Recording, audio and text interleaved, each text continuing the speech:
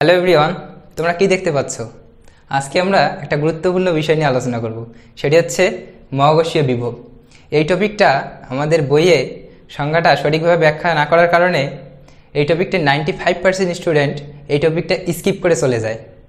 ইনশাল্লাহ এই পুরো ক্লাসটা দেখলে তোমরা শুধু বুঝতে পারো না, তোমরা অনুভব করতে পারবে আসলে মহাকর্ষীয় বিভবটা কি। তো চলো শুরু করা যাক। আমি এখানে মহাকর্ষীয় বিভবের মেন সংজ্ঞাটা লিখে ফেলছি। তোমাদের বইয়ে কোন সংজ্ঞাটা দেওয়া আছে? তোমাদের বইয়ে যে সংজ্ঞাটা দেওয়া আছে সেটি হচ্ছে, দেখো, যে অসীম দূর হতে 1 কেজি ভরের বস্তুকে মহাকর্ষীয় ক্ষেত্রের কোনো বিন্দুতে আনতে যে পরিমাণ কাজ করতে হয় তাকে মহাকর্ষীয় বিভব বলে। কিন্তু এই সংজ্ঞাটার মধ্যে অনেক কিছু মিসিং রয়েছে।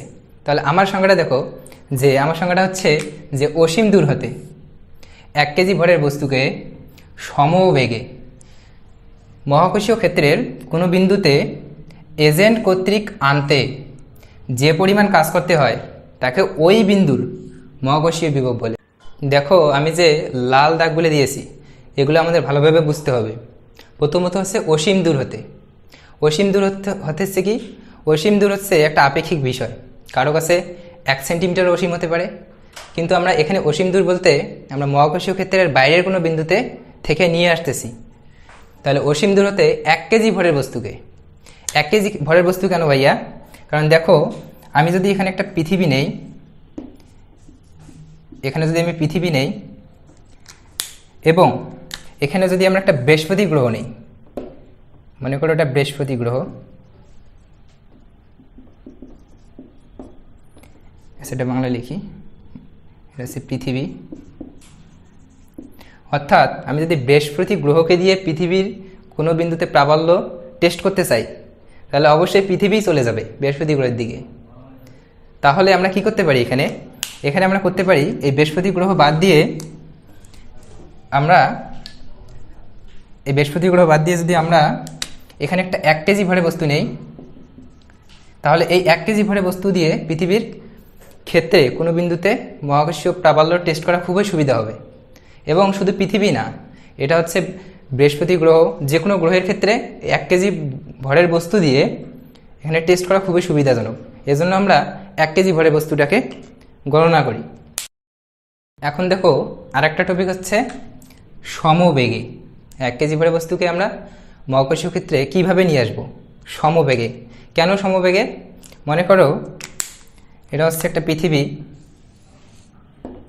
এটা হচ্ছে m ভরের একটা পৃথিবী বা গ্রহ। আমি কি করব? 1 কেজি ভরের বস্তুটাকে সমবেগে নিয়ে আসবো। আমরা কিভাবে সমবেগে নিয়ে আসতে পারি? মনে করো এই মার্কারটা হচ্ছে 1 কেজি ভরের একটা বস্তু। তাহলে আমি কি করব? অসীম দূর হতে এই 1 কেজি ভরের বস্তুটাকে আমি সমবেগে নিয়ে আসব। সমবেগে কিভাবে সমবেগে নিয়ে আসতে যায়? দেখো, মার্কারের উপর মহাকর্ষ বল নিচের দিকে কাজ করতেছে, কিন্তু সমবেগে নিয়ে আসতে হলে কী করতে হবে? ঠিক সমপরিমাণ মহাকর্ষ বলের বিপরীত দিকে আমাকেও ঠিক সমপরিমাণ বল প্রয়োগ করতে হবে। আমিও ঠিক সমপরিমাণ বল বিপরীত দিকে প্রয়োগ করতেছি, কিন্তু মহাকর্ষ বল নিচের দিকে কাজ করতেছে, যার কারণে তো বস্তুটা সমবেগে আসতেছে। এখন যদি আমি বস্তুটাকে ত্বরণে নিয়ে আসি, অর্থাৎ যেদিকে বস্তুটা আসতেছে আমি সেই দিকেই বল প্রয়োগ করব। এর আগে কী করতাম? আমরা উপরের দিকে বল প্রয়োগ করতাম সমবেগে নিয়ে আসার জন্য, কারণ মহাকর্ষ বল নিচের দিকে কাজ করতেছে।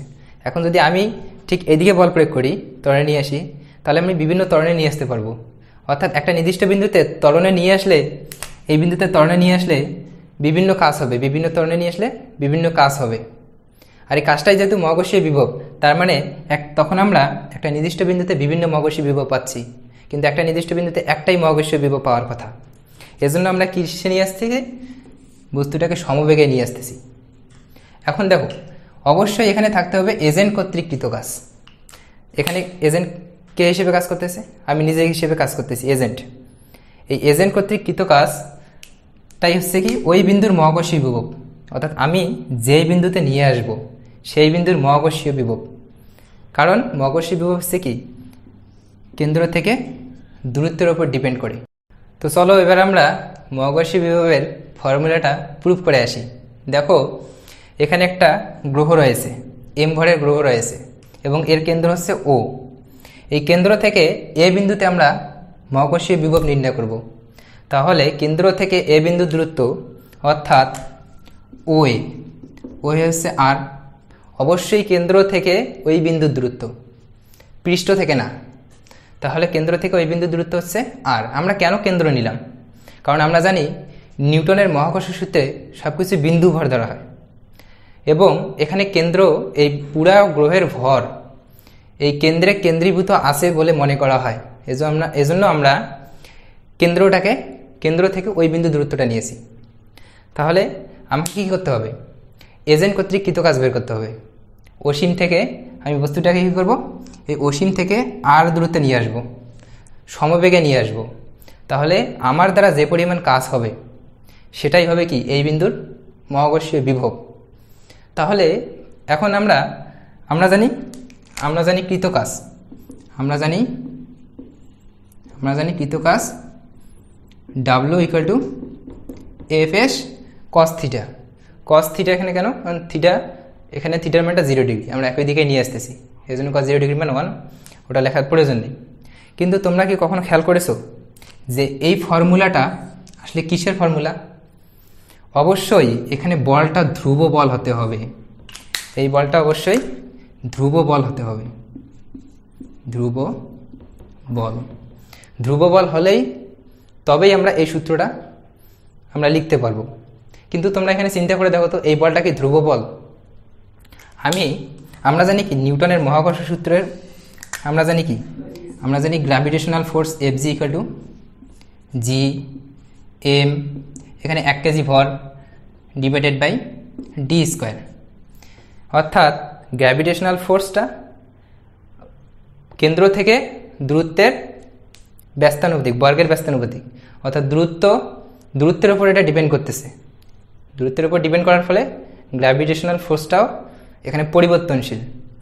এবার আমরা যেটা করতে পারি সেটা হচ্ছে আমরা একটা ক্ষুদ্র দূরত্ব কনসিডার করব, dx। মনে করো এই ছোট্ট একটা ক্ষুদ্র দূরত্ব আমরা কনসিডার করব dx। এই dx দূরত্বের মধ্যে বলের মানটা ধ্রুব থাকে, অর্থাৎ কখনো পরিবর্তন হয় না, কারণ দূরত্ব খুবই ক্ষুদ্র। মনে করো এখানে হচ্ছে এই dx দূরত্বে বলের মান হচ্ছে 4 নিউটন, কিন্তু আর একটা dx দূরত্বে বলের মানটা হচ্ছে 7 নিউটন। কিন্তু ঠিক ওই dx দূরত্বের মধ্যেই বলের মানটা কি থাকবে? ধ্রুব থাকবে। তাহলে আমরা একটা ক্ষুদ্র দূরত্ব dx নিলাম। এই dx দূরত্বের জন্য আমরা আমাদের দ্বারা কৃত কাজ বের করব। তাহলে মনে করো dx দূরত্বে কৃত কাজ হচ্ছে কি? dw। কারণ dx দূরত্বটা হচ্ছে ক্ষুদ্র, এজন্য এই ক্ষুদ্র দূরত্বের জন্য ক্ষুদ্র কাজ dw। তাহলে dw হবে কি? F × dx। ঠিক এভাবে আমরা কি করব? পুরা পথটার কৃত কাজ বের করব। আমরা জানি পুরো পথের কৃত কাজ বের করতে হলে কী করতে হবে? অবশ্যই ইন্টিগ্রেশন করতে হবে। তাহলে আমরা কি করব? পুরা পথের কৃত কাজ মনে করো w, তাহলে w = কি হবে? Integration of dw। পুরা পথের কৃত কাজ, এটা হচ্ছে পুরা কৃত কাজ। এজন্য আমরা কি করব? ইন্টিগ্রেশন করব। ইন্টিগ্রেশন করলে হবে কি? উভয় পক্ষে ইন্টিগ্রেশন করব। এবং লিমিটটা কি? আমরা কোথা থেকে নিয়ে আসতেছি? ইনফিনিটি থেকে নিয়ে এসে আর দূরত্বে নিয়ে আসতেছি। তাহলে আপার লিমিট হবে কি? আর, কারণ আমরা ইনফিনিটি প্রথম প্রারম্ভিক অবস্থায় ইনফিনিটি থেকে নিয়ে আসতেছি, তার মানে লোয়ার লিমিট হবে ইনফিনিটি, আপার লিমিট হবে আর। তাহলে এটা পুরা আমরা পথটার কৃত কাজ পাইলাম। আর পুরা পথটার কৃত কাজই হচ্ছে কি? মহাকর্ষীয় বিভব। তাহলে আমরা এখন ফর্মুলা ইউজ করি এখানে। তাহলে এখানে হচ্ছে কি? ইন্টিগ্রেশন অফ dw, মানে পুরা পথের কৃত কাজ w = ইন্টিগ্রেশন অফ ইনফিনিটি থেকে আর। f সমান কি লেখা যায়? আমরা জানি f সমান Gm × 1 কেজি ভরে বস্তুকে নিয়ে আসছি, এই জন্য 1 × x²। এখন ভাবতে পারো যে এখানে x², এখানে d², কেন? আমি এখানে d²টাকে x² দিয়ে লিখেছি, কারণ এক্সটা হচ্ছে কি? দূরত্ব হচ্ছে কি?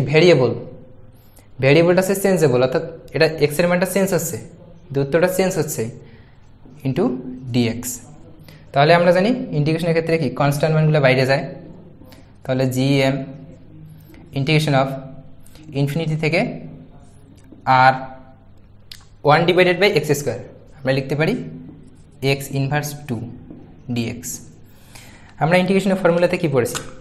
ইন্টিগ্রেশনের ফর্মুলাতে পড়ছি যে ইন্টিগ্রেশন অফ x⁴n সমান লেখা যায় এক্স টু দি পাওয়ার উপরের পাওয়ার এক বাড়বে n প্লাস ওয়ান, ঠিক যে বৃদ্ধিকৃত পাওয়ারটা আছে সেটা দিয়ে ভাগ হয়ে যাবে, অর্থাৎ n প্লাস ওয়ান। এটা আমরা হচ্ছে ইন্টিগ্রেশনের ফর্মুলাতে জানি।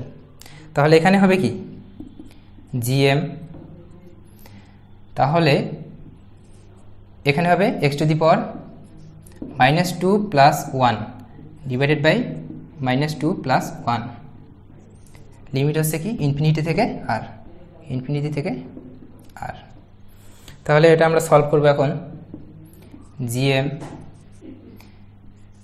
এখানে -2 প্লাস ওয়ান, তাহলে কি হইতেছে -1, এই জন্য -1টা আমরা সামনে নিলাম। আর এখানে -2 প্লাস ওয়ান মানে এক্স ইনভার্স 1, তাহলে কি হবে 1/x, 1/x ইনফিনিটি থেকে আর। তাহলে এখানে হবে -gm, আগে বুঝবে আপার লিমিট 1 ডিভাইডেড বাই আর minus lower limit 1 divided by infinity. তাহলে আমরা জানি কি এককে যদি আমরা ইনফিনিটি দিয়ে ভাগ দিই তাহলে কি হবে, এই মানটা 0 হয়ে যাবে। তার মানে কৃতকাজ হচ্ছে কি w equal to -gm by r. আর এই কৃতকাজটাই হচ্ছে যেহেতু মহাকর্ষীয় বিভব, তার মানে এখন আমরা লিখতে পারি যে মহাকর্ষীয় বিভব, মহাকর্ষীয় বিভব